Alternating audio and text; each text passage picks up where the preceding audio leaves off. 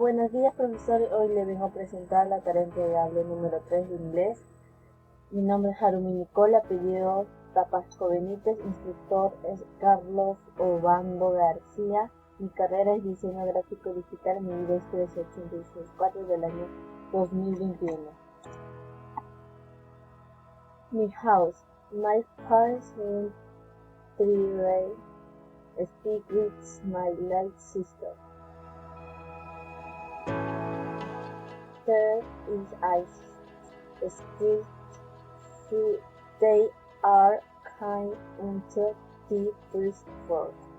This is my kitchen where we all cook food and beverage with my mom and my coffee. There is my room where I do class, I study. If I ask my sister's room we share I. There is the study room of my sister and my or whites they do take class there. There is a visit to they are can enter type for.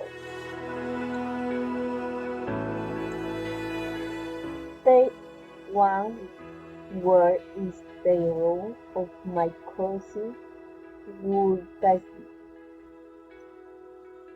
through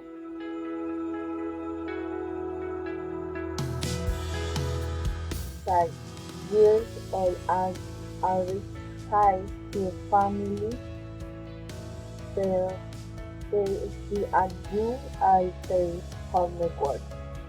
There is high school that has come into cases for que es lo mismo porque estos dos son trabalenses y el acatamiento para que pueda dar aire al Senati. Eso es todo. Muchas gracias, profesor. Thank you very much for your action.